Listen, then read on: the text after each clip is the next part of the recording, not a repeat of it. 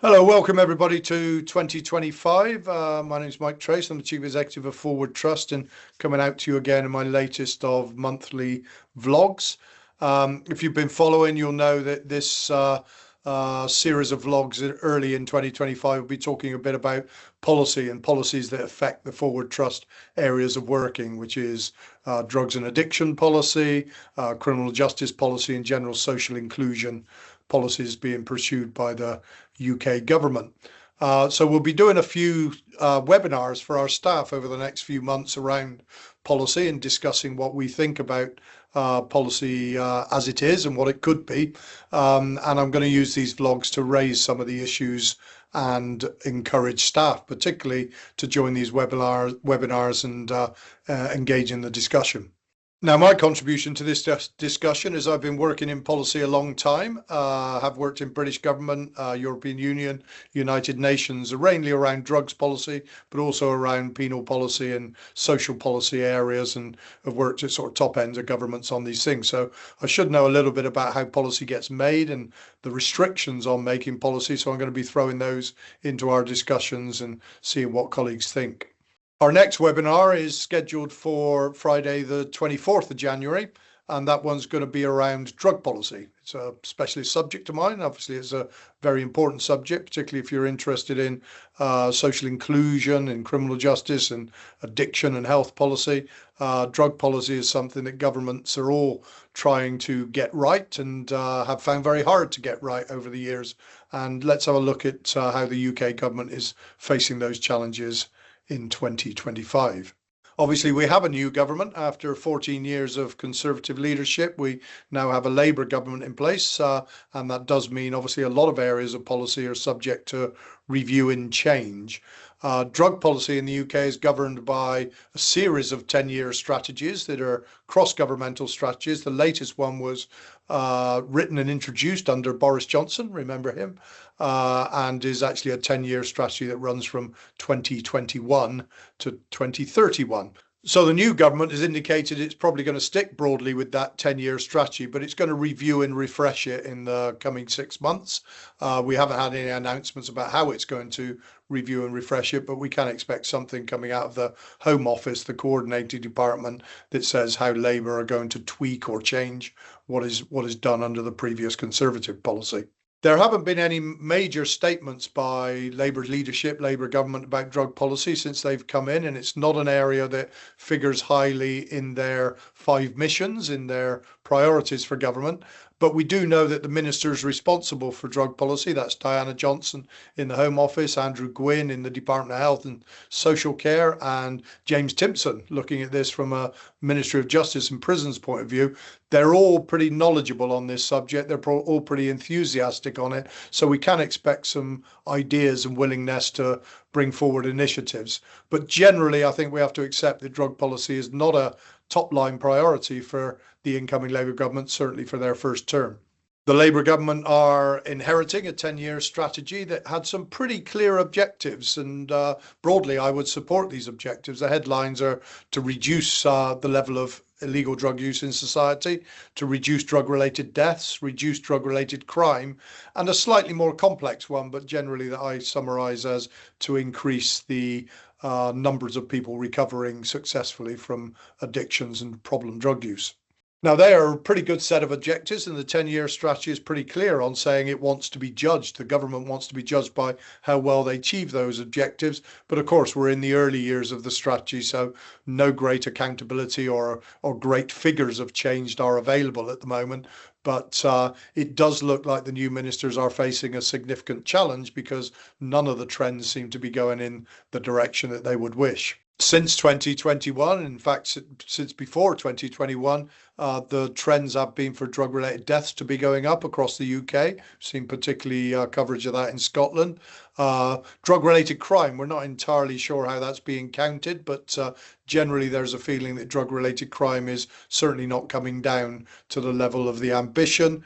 And it's very hard at the moment to assess the extent to which recovery outcomes are being achieved by the treatment system, but that does need an awful lot more attention from the incoming ministers. So let's have a look at drug-related deaths first. Basically, the death rates in the UK and in Scotland in particular are much higher than the European average, much higher than most countries in the world. There are a few countries with very much higher death rates, particularly the United States, but the UK is generally a country with a poor track record on drug-related deaths. The figures had stabilized around the late 90s and the 2000s, but they've been going on a steady upward trajectory since 2012. And the latest figures, they usually come out about a year late. So they're talking about the situation a year ago. But generally, the trend is continuing upward with over 5,000 drug related deaths in England and Wales in the last 12 months and around 1,200 in Scotland. So that's over 6,000 people who've died prematurely because of acute reactions to drugs, what we would normally call overdoses. Now, what drives those death rates, really regrettable death rates, is the sense of social isolation of people using drugs. It may be because they have mental health problems or very harsh lives, but generally they're using drugs in very risky ways, in very risky conditions, and that's where the overdose and the premature deaths happen. It's particularly exacerbated recently by some of the trends and fashions in what drugs are being used. The UK is particularly notable for its what we call polydrug use, people mixing and using lots of different drugs, which is a very high risk factor for overdose. But particularly in that polydrug use, two drugs that seem to be more and more prevalent in the statistics. First, and maybe surprisingly, cocaine. Cocaine has been around and quite widely used in the UK for decades, but there are some very worrying trends in terms of cocaine-related deaths. Cocaine-related acute deaths tend to occur through heart failure, through overdose, if you like, of cocaine, but leading to heart failure, and also very high-powered opiates, synthetic opiates like nitazines and fentanyl. They're showing more presence in the UK market, and they're associated also with elevated death rates because they're highly potent and the fatal dose is not a lot more than a non-fatal dose. So it's very hard for users to keep themselves safe if they're using those substances. So there is kind of a perfect storm of various conditions coming together in recent years that have led to the drug-related death rates going up. But the government, quite rightly, has said part of our public health responsibilities to our citizens is to bring those drug-related death rates down. But that has not been happening over the last 10 years.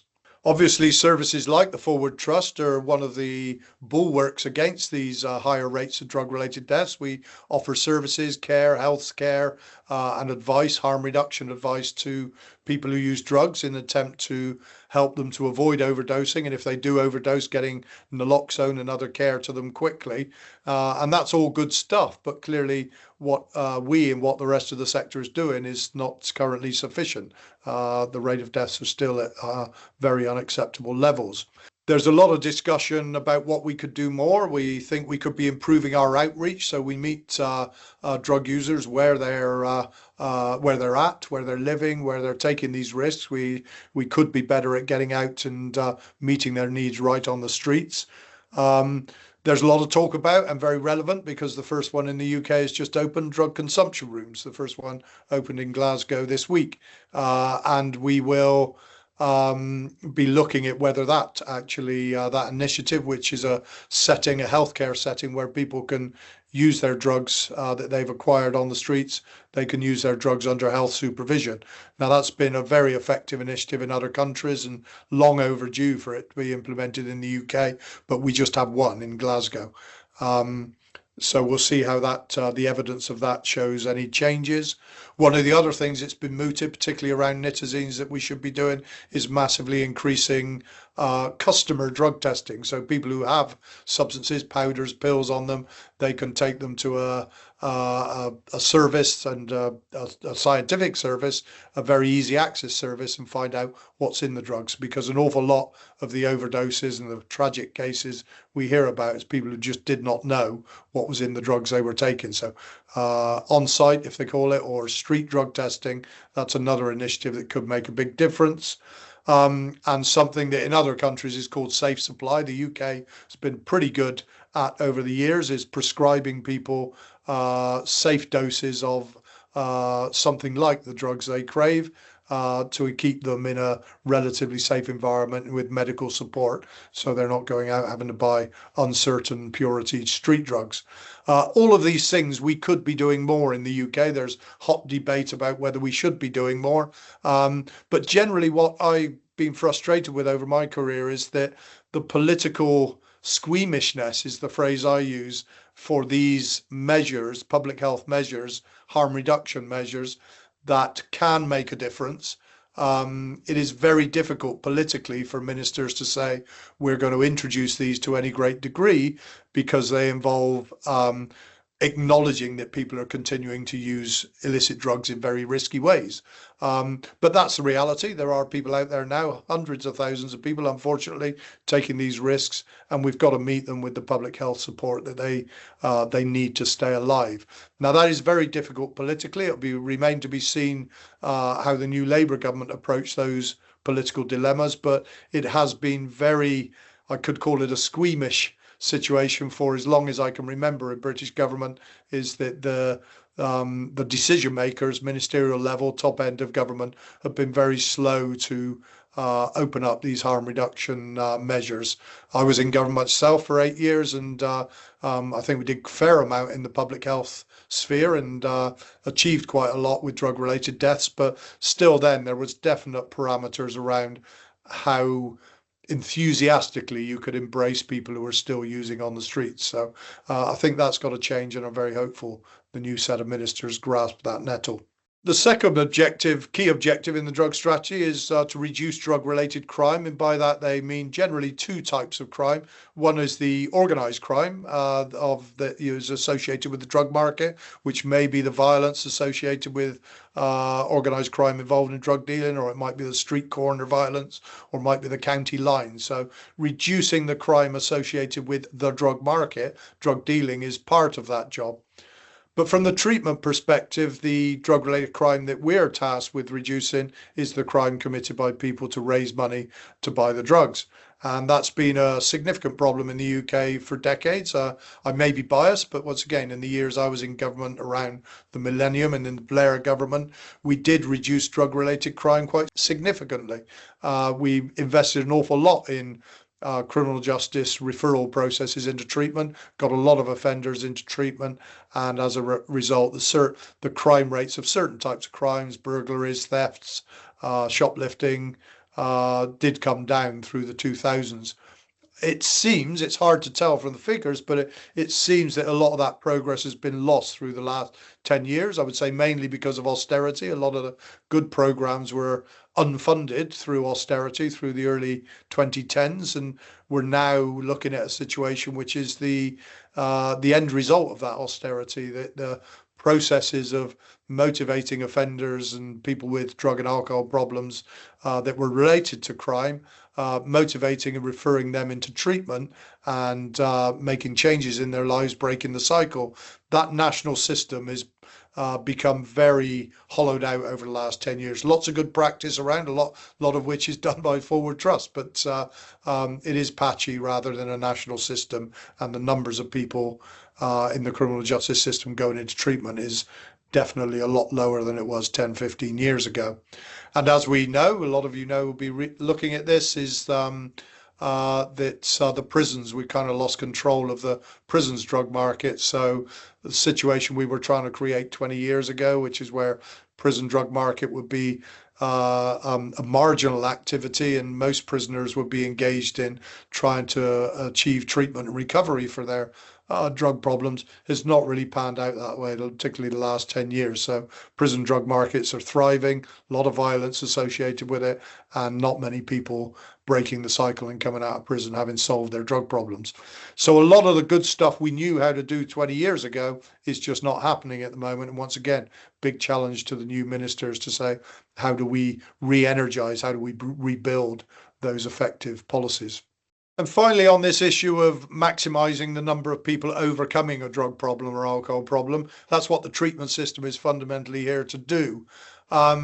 In the strategy, this issue was quite fudged back in 2021, and I do think it's one of the tweaks we want in the strategy is for this issue to be articulated a lot more clearly. My view is that the objective should be very clear. We have 300,000 odd people in touch with treatment services at the moment. We probably have another several 100,000 who are struggling with various addictions but not in contact with the treatment system. And the objective should be is to intervene with as many of those people as possible and achieve significant behaviour changes with them. That's the mission of the Forward Trust. That's what we all turn up to work to do, and I think it should be very squarely put into the strategy. At the moment, the drug strategy just talks more broadly about successful treatment outcomes. And that debate is quite vague and quite contested. What are we actually trying to achieve for our clients? Now, I'm very clear that what we should be trying to achieve is the word recovery. But of course, there is an awful lot of debate about what should be the definition of that word recovery. So I'd like the strategy to very clearly make a commitment to the taxpayer, to the British people, say that we will invest in treatment to help as many people as possible reach recovery. That should be the strategy aim. Now, of course, to reach recovery, people need health services, they need harm reduction, they need clinical services, and they need to be helped to stay alive. You can't recover if you don't survive. But I do think this area of the strategy does need to be articulated a lot more clearly. For me, and I think from a government perspective, whatever we believe for our own involvement in recovery, from a government point of view, recovery for people should be that people are healthy, first and foremost, that they are in control of their drug use, they're in control of their lives, they are exercising self-control, they have self-esteem, they have positive activities in their lives, and they are contributing to society. Now, you could then extend your definition of recovery to say it must involve total abstinence, or it does have to involve the reception of opiate substitution prescription, or for people with alcohol problems, it involves using alcohol or using alcohol under controlled circumstances. All those debates, I think, are valid and vibrant debates in our sector. But if you're going to take a broad policy view of recovery, it's got to be about people having good control of their own lives, positive outlook in their own lives, and not causing problems for the people around them. So I think we need quite a broad definition of recovery for the strategy, but we do need the strategy to say very clearly that this is what we're trying to achieve. And the reason why I push that so strong, and many people will have heard me give speeches about this, is that I don't think our systems at the moment are doing enough to help as many people as possible to achieve some sort of recovery, the recovery that works for them. I always remember, I go back to pretty early in my career, back in the 80s, and there was an excellent professor called Jerry Stimpson, who was a big leader of the harm reduction movement, did amazing things with needle exchanges and stuff like that. And Jerry's still sort of observing what happens in the field. I had a discussion with him that I vaguely remember is where we were talking about how many people on the treatment caseload are capable of full recovery, of getting control of their lives, of living positive lifestyles, of not anymore needing daily drug use. My answer to that was potentially everybody, potentially 100%. Now, in reality, it's never 100%. Life isn't that easy, but everybody has the ability and should have the opportunity to turn things around for themselves. Jerry's answer was 5%. And I do hear that an awful lot from medical clinical practitioners. It has the view that, very reasonably, when you look at sort of some of the difficulties of offering treatment to this client group, have a view that very few of them have the ability to achieve recovery, make big changes. Now, I've had versions of that conversation with Jerry Stimpson ever since. That's 40 years ago. And I have versions of that conversation even today with colleagues and people who work in other organizations. And it is the fundamentals of what do we think the treatment system is for comes back to that discussion of what percentage of our client group do we think are capable of significant change. Throughout my career, I'm not naive. I've been around a long time, but I have always held to the view, and I've had lots of experience to back up this view, that very high proportions of really struggling people living harsh lives without a lot of recovery capital anybody with the right support, the right redirection, the right changes in attitudes and belief can make steps towards recovery. And I do want the Forward Trust to represent that in all the work we do. And I do want us to be ambitious for our clients. And I do want the national policy to be ambitious for the people we're talking about, not to sweep them away and try and keep them out of the way in prisons or warehouses or clinics. These are people who are capable of living good, positive lives. And that's what we all should be pushing for. So I do agree that the incoming Labour government have inherited a reasonably sensible 10-year strategy. I hope they do refresh and rewrite it and knock out some of the weird text in it and knock out some of the vague commitments, and are very clear about the objectives and very committed to being held accountable over the remaining 7-8 years of the strategy for the delivery of those outcomes. We've got good people in charge, as I say, Diana Johnson, Andrew Gwynn, James Timpson. They're all capable of producing something very exciting in terms of those responses to these challenges, but they need to be very determined because most of the trends are in the wrong direction at the moment. And the job of this government is to turn those trends around. And Forward Trust, myself, everybody around us are here to help them. And I'm looking forward to hearing from Forward Trust colleagues on the 24th with their ideas. See you then.